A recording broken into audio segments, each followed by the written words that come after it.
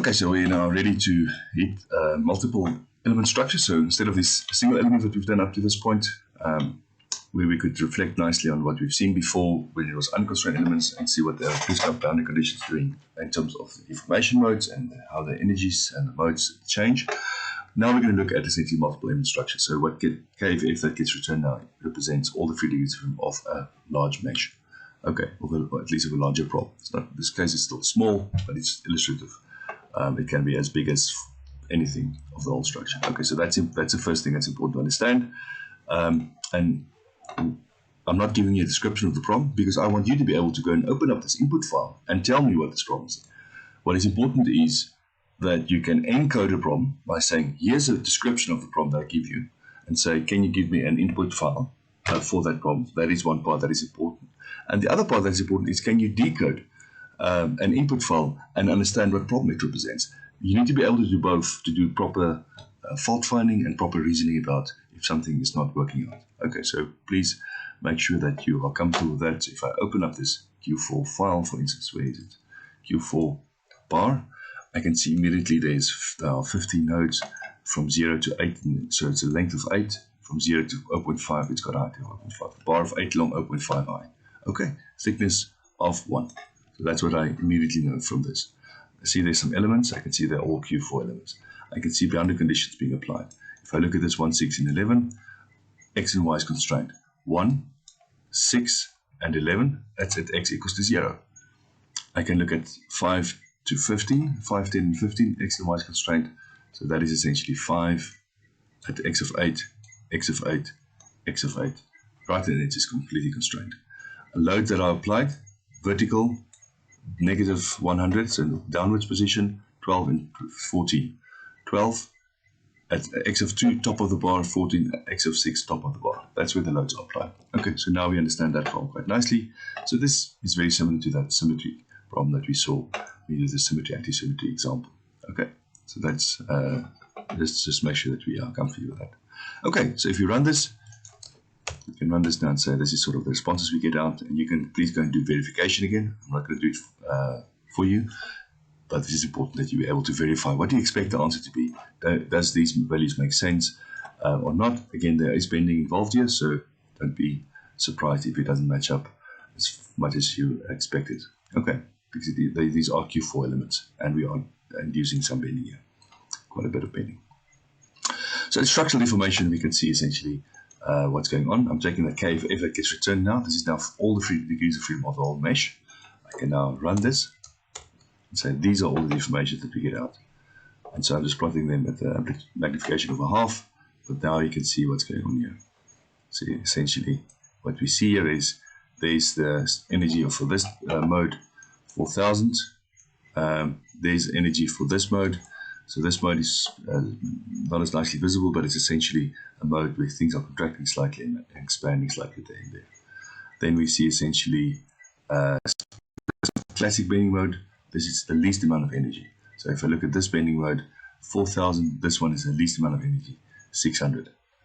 Okay, did I say 4000 here? Yeah, so 600. That's what you get there. Then there's this kind of energy, 10,000. So it's a lot more curvature in this. So a lot more localized features in terms of that bending problem.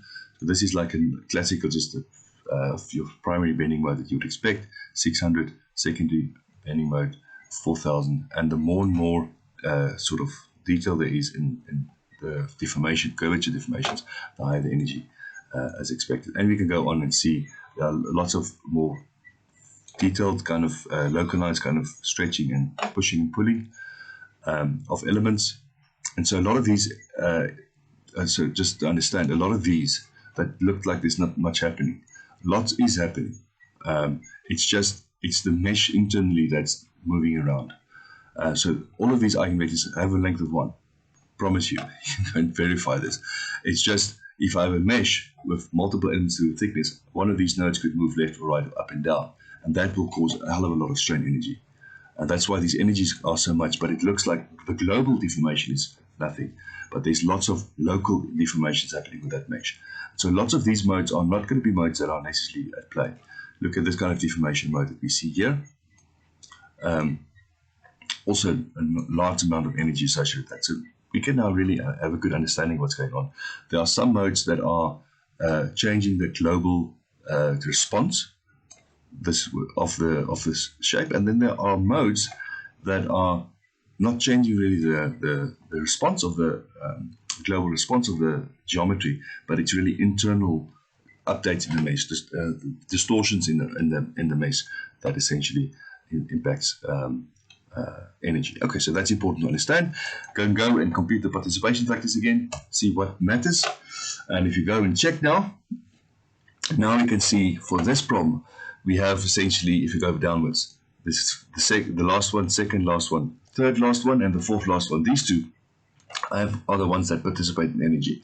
We can see here the participation coefficients are, this is in the 90 and then this is around 7, but it comes to the energy, what we see is 92 and about 7. What you see with the energy, this one is definitely a mode that has more energy, because the coefficient here was lower, but the energy is more. So I know for a fact that this mode's energy is more than this much energy, because all that we did is we took these participation coefficients and we scaled them with energies. So let's go and check what is the third last and fourth last. So we see what's going on. All of these other things are essentially zero. There are some smaller kind of modes at play, but I'm really just going to focus on these two so that we can get a good understanding. So that's where essentially almost all my energy is going into, strain energy is going into those modes. So let's go back to our modes. So this is the last one. This is not active. This is one. Second, it's not active. This one is primarily active with 90% of the energy going to this mode. And this mode is essentially what we see is about 8% of the energy goes into this mode. Now, the nice thing is when I look at this deformation mode and I look at this deformation mode, I can much better understand what the structure is doing. And I have a much better feeling to say, okay, so 8% of the energy going into this mode, 90% of the energy goes into this mode, as opposed to just seeing a response with the mix, because this almost looks like almost all the energy is going into this mode. So this is why it's valuable to be able to do this.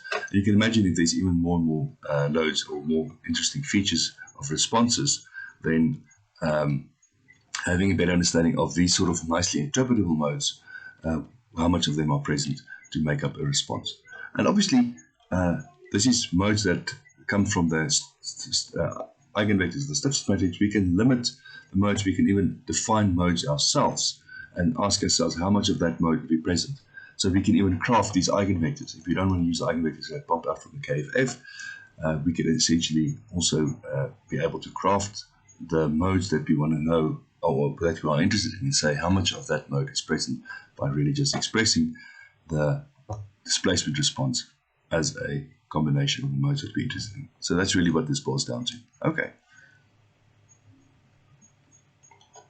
And so this is essentially our single element with its multiple elements.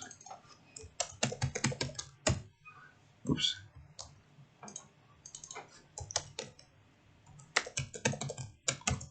So what this is the multiple element structure. So what I'm doing is essentially, yeah, so that's what we saw there. I'm going to repeat this and say essentially we have now Q8 bar. So we're going to be modeling this now with a Q8 bar structure. So there's the undeformed response of that structure. You can see a very different kind of response to what we saw here. Okay. Sorry, where's the response from the Q4? We can go and check the 8 bar. Just want to show you the 8 bar more or less. You can see it's also from 0 to 8, 0 to 2.5, the same geometry. It's essentially at 1. 17 and 21 we're applying down at 100 at 17 and 21. So it's at 26. It's exactly the same problems we did for the Q4, but what we see is a much different kind of response. And the reason for that is we're essentially using Q8 elements. So let's just make sure it's 2020. Let's run this again, 2020. You see that's the response that we see, also fully clamped on the left-hand edge. Okay, and again, we can go and say, fantastic, this is essentially some of the mesostresses. You can see the stresses are now much different to what we saw before for the Q4. Again, please go and verify what you expect the answer to be. That's a good exercise problem for you. And then essentially I can go and say, here's the eigen modes that we see for this. Okay, what is this now? And this is what I want to show you. Let's just plot this with a, let's just make it maybe 1.0. It's okay, doesn't matter, I'm just going to plot it as 1.0 maybe. You can see nicely large deformations. Oh, it's taking a while. So we can see this is strain energy for about 15,000, fairly localized kind of response there. We see essentially this kind of response. Again, internally there's slight differences on the surface there, but it's mostly internal. You can see this mode, much lower energy. This mode, again, also quite a low energy. This mode, even lower. This mode, the lowest. Look at that strain energy associated with this bending mode. Okay, and you can now compare the strain energies between the different elements that we had. We can say, so this one, when we look at the similar kind of mode, this one here, for doing the same, essentially, where was this one now?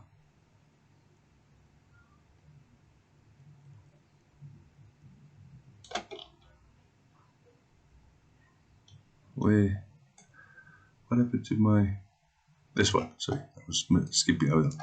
Just want to show you, again, what you can see here is, look at the strain energy of this mode and the strain energy of this mode, and they're the same mode. But look at the strain energy with a Q8 element versus a Q4 element. It's a factor 10. And this is, again, what's nice is it also allows you to understand what is the effect of the element in your modeling on the structure.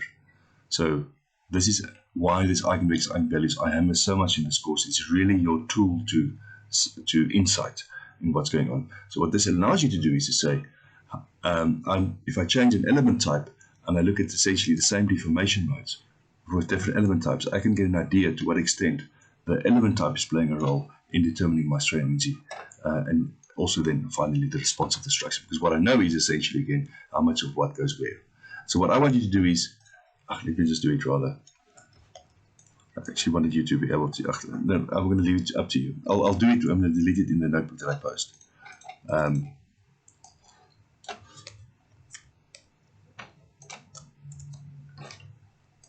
So what I want you to do is from scratch do this. Okay, so from scratch do this. You can see me typing from scratch. So I'm just going to copy because I'm going to save time. But I want you to be able to develop this and be able to compute these energies from scratch. Okay, so this is not something you just cut and paste. I'm cutting and pasting because I want to just illustrate the point. This is what I would like you to be able to do. Okay, so now we can go and see what modes are present here. This mode is present quite a lot, 93. So this is 1, 2, 3, 4. There's 5, 6, 7. So 5 and 7, 7 the most, and 5 a little bit less. And you can see a lot more modes because we have a lot more nodes because it's Q8 element. Okay, so 7, 5, and 7. 1, so we go down. 2, 3, 4, 5. This one is present, not the most, but it's present. 7, this one is. And now you can see what's going on. Okay, so now we can see strain energy of 60 for that mode. Most of the energy goes in there, and we can see essentially this mode. This mode has 2,237. If I go to the Q8 element and look at the same modes there, it was this one and this one, 10,600. And that's why, if you look at your response, wrong one. If you look at your response, look what there's magnification factor is 20. Look at the response there. Not that much. Look at the response here for the Q8 element, and the displacement response, a lot more for the same loading, the same problem. Why? Because the energy associated with these modes are a lot lower and a lot more closer to realistic values. Okay, where this is essentially some locking phenomenon that's happening. But really, this is your arsenal of understanding what's going on. It really just allows you, if you have access, get hold of the stiffness matrices, get the eigenvectors, or set up your own eigenvectors that are important for you, and see to what extent they feature in the description of a displacement response. Really gives you lots of insight. And as you see, it allows you at structural level to understand the impact of an element choice and understand what's going on. So if I solved a Q8 and a Q4 problem, maybe a uniaxial bar problem, without any Poisson's contraction, the two solutions would be equivalent. And I would see that because the modes that are active in those would be essentially appropriate. They would have very similar kind of strain energies associated with those modes. But what we see is these bending ones are, again, any of these modes that have fairly amount of bending associated with them are giving us lots of problems. And all of them associated with some bending are giving us problems. But what's nice is, I'm going to stop here because this sets the scene now for us to do next week dynamics. I was hoping to get to dynamics this week. It didn't happen. But next week we'll do a bit of dynamics. And these kinds of deformation modes that we see here are essentially also related closely to what we'll see in dynamics. They'll be modified slightly because of the mass distribution of the structure. So what we're going to do next week is start talking about mass matrices for the first time and quickly start talking about two different ways of doing dynamics, by explicit time integration or by modal analysis. And that's what will conclude the course. So hopefully we'll only use 2 more lectures next week to discuss this, and then we can use the last lecture to really recap off. Actually, what I want to do is use the last lecture to show you how does computational modeling look in the modern era, because I think a lot of what we're doing here is technology from the 70s, 50s, 60s, 70s, very appropriate in the 90s and early 2000s. But I think modeling, computer aided in engineering terms, are changing gradually, and it's good that you're just aware of in which direction things are.